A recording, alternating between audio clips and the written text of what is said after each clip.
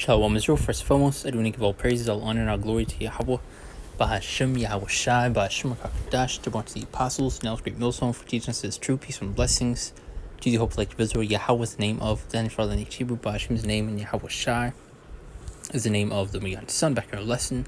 And as you see within the title, your trust in Babylon, aka America, will be your demise. It will be your downfall, as we're going to get throughout various scriptures. So, don't have any particular articles or videos to get throughout the lesson. It'll be something to the spirit, something else thinking about, and it'll be something to good to dive into, because as you see, Jake is continuing to put their faith and trust in Esau, Edom, not knowing it's going to be their downfall.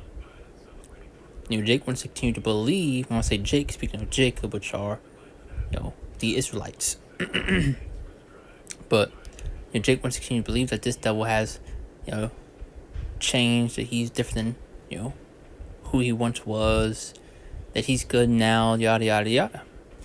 Well, they'll soon come to realize that he's not a friend, but a foe, your enemy. And that will be a, rude awakening. Now, I do have a decent amount of scripts I do want to get throughout the lesson, so Lord's will be edifying and to the point. So, just dive right into it. So, Isaiah 30 and 1 through 3. And it says, "Woe to rebellious children, saith the Lord, they take counsel, but not of me, and not cover with a covering, but not of my spirit, that they may add sin to sin." Verse 2. "That walk to go down into Egypt, and have not asked at my mouth to strengthen themselves in strength of Pharaoh, and to trust in the shadow of Egypt." Verse 3, main point. "Therefore shall the strength of Pharaoh be your shame, and the trust in the shadow of Egypt your confusion." So it's to be your shame and confusion for trusting in this place, man. As you can also get Revelation 11:8, going to Babylon the Great, aka America, being spiritually Sodom and Egypt. So especially going to show what that is speaking of. And just for example, look at how your faith is rewarded for trusting in this devil. For example, when all these storms were taking place, and I forgot the exact location, but you had this one town, you're completely jacked up. The roads were all tore up, this and that, and you had help pretty much being turned away. Help was not being sent, aid was not being given. So look at how your faith was rewarded. And that's just one little example. And really, you can look throughout history of all the atrocities that the devil has did. The lies that he told. And Jake is going to be backstabbed once again. And I also want to get the 31st chapter, but I'll read a little bit more other scriptures for that. It was Ecclesiastes chapter 12 and verse 10. It says, "Never trust thine enemy." So, this is written within the scriptures for a reason. You also get another scripture how this book was written for our foretime, for our learning, our understanding. So why not apply it? "Never trust thine enemy, for like his iron restless soul is his wickedness." This is Micah chapter 2 and verse 10. And it says, "Arise ye and depart, for this is not your rest." This is not our kingdom. This is not our rulership. And yet you see many of our people want to continue to reside within Babylon the Great, in America, not want anything to happen to this place. Well, it's not going to go how you want it. Now, let's see how Bashmal Shai's movie, and this place is destined to fall, to be destroyed, especially these wicked and rebellious inhabitants, especially those 2/3. They're not wanting to seek the Lord. That's not wanting to get right. Those that are wanting to put their faith and trust in Esau, Edom, rather than Yahweh Shema Shai. Hey, the Lord has something for you. Hey, don't worry about it. The Lord got something for you. Let's finish this off. "Arise and depart, for this is not your rest, because it is polluted. It shall destroy you, even with a sword destruction." And this place is polluted on every level, man. Everywhere you turn, you have confusion being shoved down your throat. You're done with these cartoon shows and movies, all the stuff that's being promoted and pushed. It's just complete rebellion against the ways of Yahweh Shema Shai. You're also seeing deforestation, actual pollution, all this stuff that was running this place into the ground. But you're further going to show who the wicked is, because this is what he was set up to do. He's not going to do any good. The Lord set him up to be the wicked, to be the bad guy, because as you see, this devil has the funds. He has the means to fix a lot of these problems that you see today. But you have the gold, catching dust, all this stuff that he could be using to benefit, for lack of a better word, humanity. He doesn't do it. Because this is what the Lord sent out to be the bad guy, which in Isaiah, the 26th chapter, the 10th verse, going into how he can't live righteous. He can't repent. So as I made that point, there's a reason why you see him not doing anything. Matter of fact, he's destroying this place even more. Running this place into the ground is exactly why this stuff needs to be taken out. You get in the scripture how the whole creation groaneth and travailed in pain together until now. Everything's suffering under Esau's rule. And you few jakes that want to continue to put your faith and trust in the devil will soon come to realize that, but it's going to be far too late when you come to. The reason on top one time, arising depart, for this not your rest, because it is polluted, shall destroy you even with a sword destruction. And really a good example is 2/3 of our wicked people. Look how far gone Jake is, man. Continuing on with a couple of these scriptures, Isaiah 24:5. And it says, the earth also is defiled under the inhabitants thereof, because they have transgressed the laws, changed the ordinance, broken the everlasting covenant. And this is the norm within this place, is the rebellion against the ways of Yahweh Bashmel Shah, going against the Lord, going against what's correct.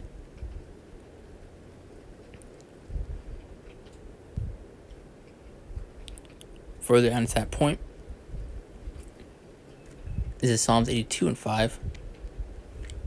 It says, they know not, neither will they understand. They walk on in darkness. All the foundations of the earth are out of course. It's all out of whack. It's all jumbled up. You see nothing but confusion and wickedness upheld within this place.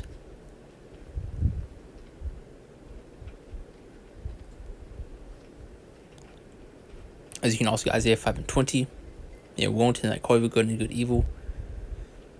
And really, that's the point I want right there. So you just see how backwards things are. We're in a bizarro world. Or if you've seen the show, the Stranger Things, they have a place called the Upside Down. So you're seeing the opposite. Confusion is put, wickedness is put on the pedestal. It's upheld, where you have righteousness being looked upon as wickedness. You have people making polls to get rid of the Bible, and you see people see no wrong with that. And that's a problem right there. That really just goes to show the type of times that we are in, the spirit that these people are walking in, man. But this is Revelations 12:12. And it says, therefore rejoice, ye heavens, and ye that dwell in woe between the inhabitants of the earth and of the sea. For the devil is coming unto you, having great wrath, because he knoweth that he hath but a short time. So he's definitely getting ready to crack down. As you already seen, dealing with all these troops being sent to these 19 other states. Which you saw start off with Washington. Now it's trickling down onto the other states, and really you may see it happen all over the U.S. And we've been saying these things through the Spirit for how Bashmel Shah. And you also get 2 Kings 15. It goes into that sedition of women that we're getting ready to see. Isaiah 19:2, we're going to see Egyptian against Egyptian. And if you get the other translation, it goes to the Lord stirring up civil war. So you're going to see a lot of things pop off, man. And you will have martial law declared, curfews and lockdowns being put into place. Chaos is getting ready to ensue. And the prophets have been warning you, telling you. So, I just made a lesson yesterday, as well as other brothers, made lessons going into, where I believe I titled it, Y'all Were Right. And who were right? The prophets, man. And it says, be sober, be vigilant, because your adversary, the devil, as a roaring lion, walked about seeking whom he may devour. So first, we're going to show that the main point. Your trust in this place will be your demise. This devil is seeking to take you out in every way possible, any chance he gets. Now, if you remember that one situation where you had an acorn hit the top of a police car, and you had one police officer start shooting at the Jake that was in the police vehicle in handcuffs. This devil just wants to take you out, man. And be vigilant, because your adversary, the devil, as a roaring lion, walketh about seeking whom he may devour. Now we got a couple more scriptures. This is Psalms 118:8. And it says it's better to trust in the Lord than to put confidence in man. So we're to put our trust and our faith in Yahweh B'Shemel Shah. And going back to this point right here, 2 Ezra 15:4, it says, "For all the unfaithful shall die in their unfaithfulness." So faith is a key part within this truth. Without faith, you don't believe. But I'm going to get right here, we're going to show just how carnal and how simple Jake is. They don't trust in the Lord. See, Jake needs to see to believe. And this is why they so hardly trust Esau Edom. They see his military might. They see his prowess. But hey, the Lord's going to be the one to take that all away. Now, this is Isaiah 31. As the warriors that go into Egypt for help and stay on horses and trust in chariots because they are many, and in horsemen because they are very strong, but they look not unto the Holy One of Israel, neither seek the Lord. Yet he also is wise and will bring evil, and will not call back his words, but will rise against the house of the evildoers and against the help of them that work iniquity. And I said, now the Egyptians are men and not God, and their horse is flesh and not spirit. When the Lord shall stretch his hand, both he that helpeth shall fall, and he that is hoping shall fall down, and they shall all fall together. So there you go.